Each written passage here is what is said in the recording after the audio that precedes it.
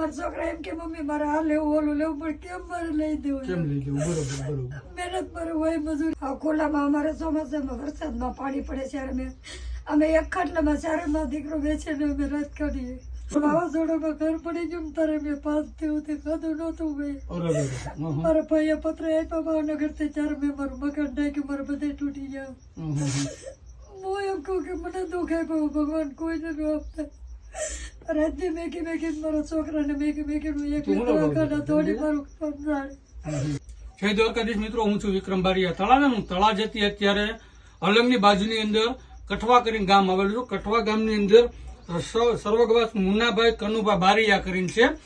એમના ધર્મપત્ની છે મંજુબેન બારિયા અને સંતાનમાં એક દીકરી અને 2 દીકરા છે. અને 1 વર્ષ પહેલા એક વાવાઝોડું આવ્યું હતું. વાવાઝોડું જયારે આવ્યું ને અલંગની અંદર અને કઠવાને પણ થોડી ઘણી નુકસાની પડી હતી. તો એ વાવાઝોડાની અંદર એની ઘરની પરિસ્થિતિ તમે જોઈ શકો છો કેવી થઈ ગઈ છે. અને જવાન દીકરી જેના ઘરે છે અને કેવું બાથરૂમ છે એ તમે જોઈ શકો છો. એવા બાથરૂમની અંદર ખુલ્લામાં સ્વચ્છતા અને નાઈ ધોઈને તૈયાર થાય છે. તો આ પરિસ્થિતિમાં રહે છે. તો બેનને આપણે પૂછ્યું, બેન અત્યારે તમારે શું મદદની જરૂરિયાત છે? મકાનની. તમે કોણ પરિવારમાં રહ્યો છો અને કઈ રીતે તમે ઘર ગુજરાન ચલાવો છો? હું મજૂરી કરું છું. 3 મારા બાળકો છે. 3 નું પેટ ભરું. મજૂરી હોય તો જાવ નકર ઘરે બેસી. એટલે મજૂરી રોજ મળી જાય છે? ના, કોક સમય મળે કોક સમય ન મળે. ને ઘરમાં કમાવા કેટલા જણા જાવ? કમાવા હું એક જાઉં છું. દીકરા બધા ભણે છે? ભણે છે. એનું ભરણ પોષણ બધું હું કરું છું. કમાઈને એની ફી ભરું છું. બધાને ભણાવું છું. 3 બેન ભાઈને. મારે આગળ પાછળ કોઈ છે નહીં. તમને બીજું કોઈ આજુબાજુમાંથી કોઈ મદદ કરે છે? ના, કોઈ નથી કરતું. ઘરમાં પૈસા હોય તો વાપરી, નકર પૈસા પાડોશીમાંથી માગીને લાવીને ઘર ચલાવી આવે ત્યારે પાછા આપી દઈએ. ઓબીસીના પૈસા લેવા જાવ તમને કોઈ આપે છે અત્યારે હાલમાં? ના, કોક આપે કોક ન આપે. કોક આપે કોક નથી આપતું. કેમ કે અમારા કમાવા વાળું કોઈ ને એટલે ન આપે ને.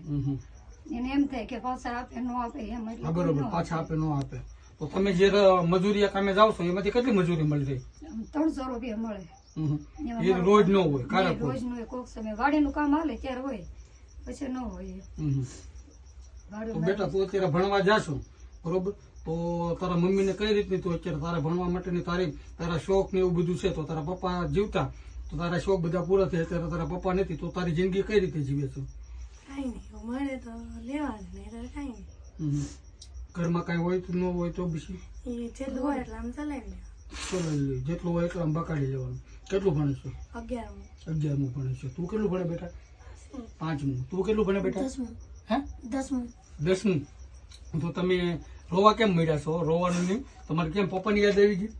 એમ રોતા નહીં બેટા, રોવાનું નહીં. અને બેન તમે શા માટે રોવો છો? હવે અમે તમારી મદદ છે ને, અમારું એક અલગધણી આશ્રમ રામા મંડળ અને સાથે નોંધારાનો આધાર ચેરિટેબલ ટ્રસ્ટ અને આપણે આ જે વિડીયો જે દર્શક મિત્રો જોઈ રહ્યા છે ને એ તમામ દર્શક મિત્રોને હું નમ્ર વિનંતી કરું કે આ એક જવાન દીકરી ઘરે છે, 2 નાના એવા દીકરા છે અને બધાનું ભરણ પોષણ આ બેન એક જ કરે છે. કારણ કે રોજ માટે એને મજૂરી નથી મળતી, કારક મજૂરી મળે છે.